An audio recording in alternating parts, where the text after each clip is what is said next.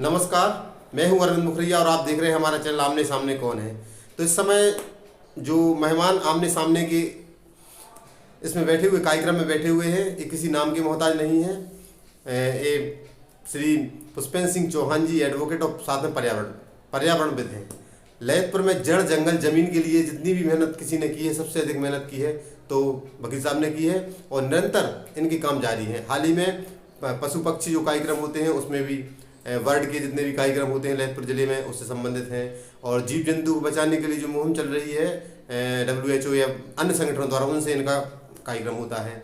और देवगढ़ रोड पे जंगल कट रहे हैं और इस समय अगर ललितपुर में सच्चे मन से कहा जाए तो बहुत लोग अपनी नेतागिरी चमका रहे हैं। बुंदेलखंड की मांग या कई प्रकार की मांगें हो सकती हैं, लेकिन जो जंगल यहाँ से जा रहा है और पशु पक्षी जीव जंतु नष्ट हो रहे हैं, उनके लिए लड़ाई लड़ रहे हैं। आज हमने उनसे बात की और जानते हैं उनके आगामी कार्यक्रमों के बारे में। और तो नमस्कार वकील साहब, हमारे चैनल में आपका स्वागत है। वकील साहब, हम जानना चाहते हैं कि आपके आगामी कार्यक्रम कौन कौन से हैं, मतलब किस किस पे अभी काम कर रहे हैं आप? हमारा मुख्य उद्देश्य है, जो हम लोगों ने अपना कार्यक्रम शुरू किया था गौरैया बचाओ अभियान से। बस 2007 में हमारी संस्था मानव ऑर्गेनाइजेशन रजिस्टर्ड हो गई थी, लेकिन उस समय हम लोग सिर्फ पानी के प्याऊ खोलने पर ही थे।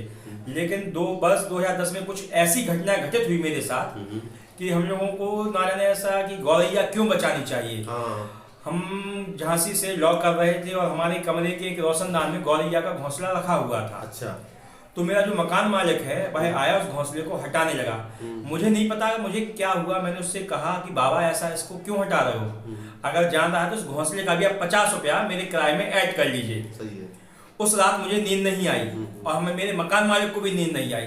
तो उस रात में मैंने अपनी पहली कविता लिखी कि मेरे कमरे के रोशनदान में वह रोज तिनके ला ला कर रखती, मैं रोज उन्हें उठाकर फेंक देता। वह रोज संघर्ष करती अपना घरौंदा बनाने की, मैं रोज उसका घरौंदा अपने हाथों से तोड़ देता। वह जाए तो जाए कहाँ, सारे जंगल आज कंक्रीट के हो चुके हैं। इसी उद्देश्य के साथ मैं आया। फिर मैंने गूगल से, अपने दोस्तों से, अपने प्रोफेसर से रिसर्च किया तो पता चला कि गौरैया तो पूरे विश्व में कम हो चुकी है, लुप्त की कगार पे। मैं वापस ललितपुर आया। मैंने अपने दोस्तों से बात की यार कि अपन को एक कार्यक्रम गौरैया के ऊपर करना है। चूंकि विद्यार्थी जीवन था, पॉकेट मनी भी बहुत कम रहती थी, तो उस समय मेरे पास नोकिया 2600 मोबाइल रहा करता था। मैंने अपना वो 2600 मोबाइल बेच दिया। अच्छा। और उससे हम लोगों ने होर्डिंग्स बनाया गौरैया को। और पहला प्रोग्राम सन 2012 में घंटा घर पे हम लोगों ने किया, जहाँ पर तत्कालीन जो डीएम थे वर्मा जी, उनकी पत्नी उसकी मुख्य अतिथि बनी। और वहाँ जी न्यूज, आज तक, यानी पहली बार सारे न्यूज चैनल वाले भी उस कार्यक्रम को देख के अचंभित रह गए कि ललितपुर जो कि एक छोटा सा शहर है बुंदेलखंड का, पीछा वहाँ पे इस तरह का कार्यक्रम चल रहा है। तो वहाँ से मुझे बहुत हौसला मिला। अच्छा। तो हम लोगों ने धीरे धीरे गौरैया के घर बनाने शुरू किए, उनको लोगों में बांटना शुरू किया। जो पानी के पॉट थे उनको बांटना शुरू किया। फिर गौरैया धीरे धीरे हमें पता चला कि हमारे बुंदेलखंड में के देवगढ़ क्षेत्र में जो एक गिद्ध रेस्टोरेंट है और हमारे यहाँ गिद्ध पाए जाते हैं। गिद्ध के अगर हम पौराणिक इतिहास की बात करें तो जो गिद्ध है हमारा, वह रामायण काल में हम देखते हैं कि कैसे माँ सीता को हरण होने से बचाने के लिए गिद्धराज जटायु ने अपने प्राण त्याग दिए थे। यानी गिद्ध का एक पौराणिक महत्व है और हमारे यहाँ गिद्ध लगातार मर रहे हैं। तो फिर हम लोगों ने गिद्ध बचाओ अभियान शुरू किया। फिर जब हम इस फील्ड में आए तो हमें पता चला कि जनपद ललितपुर के अंदर प्रवासी पक्षी साइबेरिया से लाखों किलोमीटर का सफर करके हमारे जनपद ललितपुर में आते हैं। बहुत हर्ष की बात है, लेकिन उनका शिकार लगातार हो रहा है। उस शिकार को रोकने के लिए हम लोगों ने मुहिम चलाई। एक मुकदमा हम लोगों ने बनी कॉलेज चौराहे का किया न्यायालय में। अच्छा। हम लोगों ने देखा कि रात में जो बनी कॉलेज चौराहे की लाइट थी तो वहां लगे हुए सारे वृक्षों पर जाती थी, जिस कारण वहां के जो पक्षी थे वो सो नहीं पाते थे।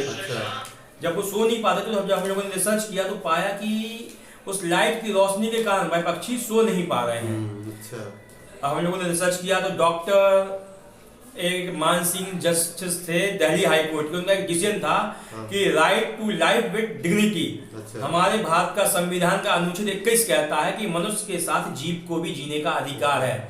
उस आदेश की प्रति लगाते हुए हम लोगों ने जिलाधिकारी महोदय के यहाँ एक मुकदमा कर दिया और वो मुकदमा भी हम लोगों के पक्ष में आया। हम लोग उस मुकदमे में विजयी हुए। और अंततः एक पुणे की कंपनी उस लाइट का ठेका लिए हुई थी। वो कंपनी आई, उन्होंने अपनी लाइट को नीचे किया और पक्षी आराम से रहने लगे। तो इस तरीके से हम लोगों ने अपनी मुहिम पूरी जनपद में चलाई। चूंकि अगर हम बात करें बुंदेलखंड के ललितपुर की, तो बुंदेलखंड चूंकि इसका वर्णन रामायण काल से लेकर महाभारत काल में भी पाया जाता है, और हम लोग विंध्याचल पर्वत की श्रृंखलाओं के बीच में बसे हुए हैं। इसलिए हमारा बुंदेलखंड पर्यावरण के क्षेत्र में बहुत ही अमीर है, लेकिन हमारे संसाधनों का दुरुपयोग हो रहा है। जो भूमाफिया है, जो भ्रष्ट करप्ट अधिकारी है, नेता है, वह लोग इसको यानी बेच रहे हैं, दोहन हो रहा है उसका। दोहन हो रहा है, वृक्ष लगातार काटे जा रहे हैं।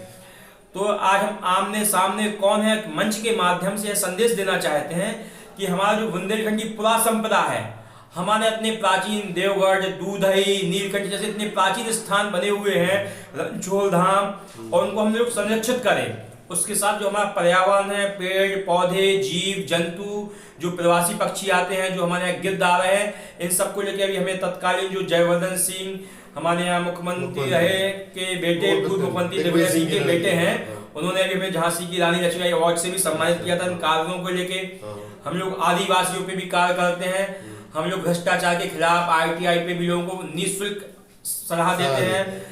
गुरुवार के दिन हम लोगों ने बिल्कुल निःशुल्क रखा है, अगर कोई भी गरीब व्यक्ति आता है तो उसको निःशुल्क कानूनी सलाह दी जाएगी। आमने सामने कौन है मंच के माध्यम से यह बात हमारे जनपद ललितपुर को जाननी चाहिए।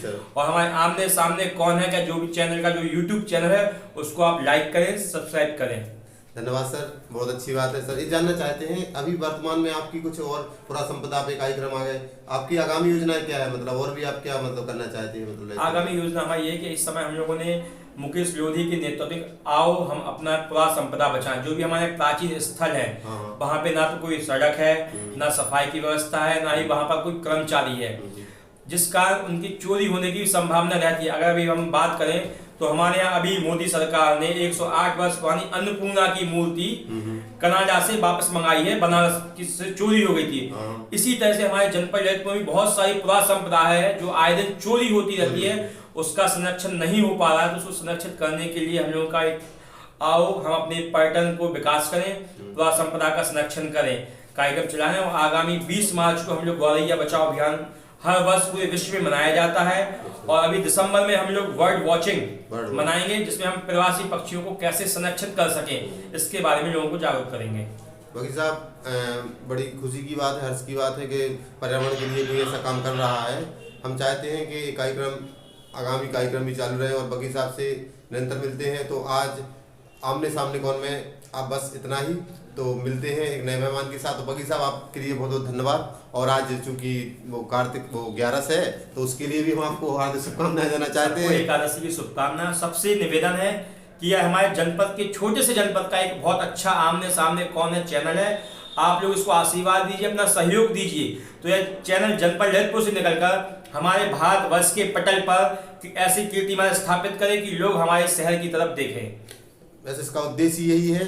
धन्यवाद बघेल साहब। इसका उद्देश्य यही है कि हमारे ललितपुर से जितने कलाकार, जितने पर्यावरण, जितने समाज सेवी जो अच्छा काम कर रहे हैं अपने अपने क्षेत्र में, जैसे आपने बघेल साहब से बात की, और अगले अंक में बघेल साहब हमारे लिए हमेशा समय देंगे। जब भी वो कह रहे हैं, जब भी आप हमें बुलाएंगे हम आपके कार्यक्रम में जरूर आएंगे और आपके चैनल पर जरूर बैठेंगे। तो आगामी जो भी इनके प्रोजेक्ट होंगे हम इनसे मिलेंगे और निरंतर इनका सहयोग हमारे लिए बना रहेगा। तो आज के लिए बस इतना ही, और आप जरूर इस वीडियो को आप पसंद आए तो लाइक, सब्सक्राइब और शेयर कीजिए। जय हिंद, जय भारत।